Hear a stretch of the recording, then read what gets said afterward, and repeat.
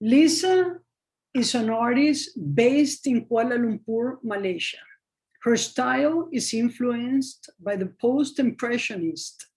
She merges Western art techniques with Eastern Fen Shui elements in her paintings. The paddy fields are a metaphor for the cycle of life, where she explores various themes relevant to a person's life journey. Today, we are so excited to be live from Kuala Lumpur, Malaysia, with the female artist, Lisa Teo. How are you, Lisa? Hi, Carly. I'm fine. Thank you so much for inviting me to speak to you.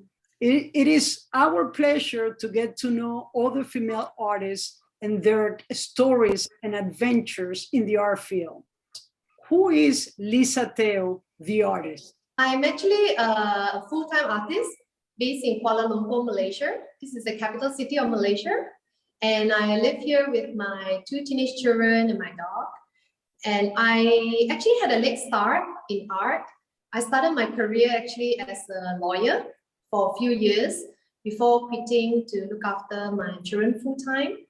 And when my children became older, I finally had the time and opportunity to pursue my lifelong passion in art. So I like to explore different forms of art, such as Impressionism, abstract, Cubism, and I like using different mediums. But my favorite of all is actually to paint nature with the oil medium. And I specialize in painting the paddy fields of Malaysia, such as the painting that you see behind me. And besides art, I also have many other interests, such as fitness as well as traveling. Yeah, I love hiking and adventure sports, and I like to travel because I like meeting other people, learning about the culture, and also to experience the marvels of life. And often when I travel, I gain inspiration for my art. Of course. And traveling is the fulfillment of the soul, getting to know cultures around the world. Mm-hmm. Now that you mentioned the different type of series and paintings that you do, there is a magic on your paintings, depicting nature.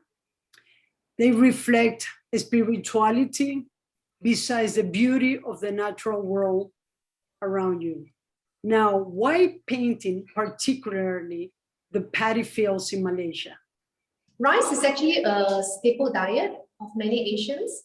Yes. And in this part of the world, rice bowl is synonymous with making the ability to make a living.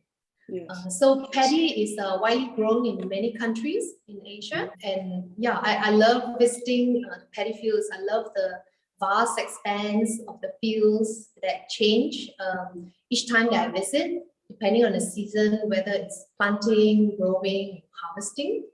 And it brings back a lot of fond memories for many people in Asia of the simpler way of village life, calm and serene, unlike our busy, stressful city lives. So even though I live in a capital city, I love nature, and I've made many trips to the paddy fields. And every time I go, I observe the paddy fields and I've learned so much from it. It's a very long process to grow rice, almost half a year. And so I learned, like lessons about patience, determination, weathering of storms, overcoming challenges, as well as the cycle of life. So I use the paddy fields as a metaphor because I feel that it relates a lot to a person's life journey. My question, and it is important you share with the world, how many years did you dedicate it to the arts before you accomplished your first solo show? Okay. I started painting about 10 years ago. Yeah, and 6 years ago, I started participating in group art exhibitions. Yes. And since then, I participated in 4 group art exhibitions in Kuala Lumpur. And I've sold almost 60 paintings. And then last year, I started becoming more active on social media, like Facebook, Instagram, and LinkedIn. And I started posting about my art on LinkedIn last December. And a gallery owner in Singapore saw my post and invited me to hold my first solo. So I'm really grateful to You deserve it. Oh, thank you. Yeah, so Zach of Gallery 1819 in Singapore invited me for my first solo on my new series on paddy fields. So this new series, it's about self-discovery, spiritual awakening, as well as the pursuit of one's life purpose. So it's about my journey in the past 2 years, my growth as a person as well as spiritually. So I hope to use my art and narrative to encourage others to also discover their inner voice and pursue their life purpose.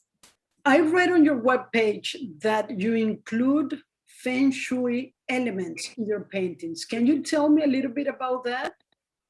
Oh, okay. In Asia, especially the Chinese community, like myself, I'm actually Malaysian Chinese, we do believe in auspicious meanings and auspicious energy. So paddy fields is actually very popular with the Asian community because it's synonymous with abundance, as well as abundance in many ways, in luck, in wealth. Well, I hope anyway that this paddy fields is a good source of inspiration, especially during this pandemic, when many people are actually struggling. So I hope that my paintings will be a source of hope, as well as fulfillment and abundance. It's almost like a meditation. I get into like a meditative feel. Who is or who are the artists that you admire the most, dead or alive, and why? Okay.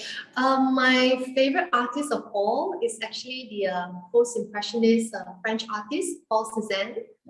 Yeah, I really like his work. I think partly also because of his background, it resonates with me. Yes. He studied law because of his parents' wishes, but eventually he dedicated his life to art.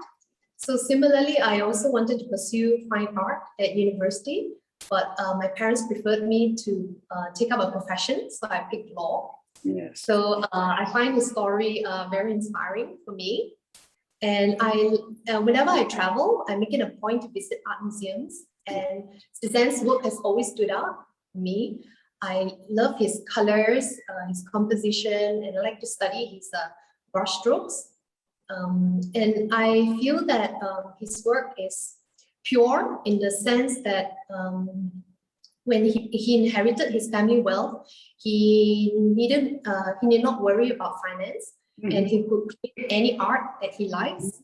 So he didn't have to create art that appeals to the market to support himself financially. So I love that aspect about his art because he can really focus and study, his favorite subject matters like still life, nature, as well as people. He loves to paint nature, especially Mont Victoire. So I love to study his nature paintings, study his colors, his composition, and also I can relate to how he sees things in geometric forms, because I also like Cubism, and then is widely known as the father of Cubism.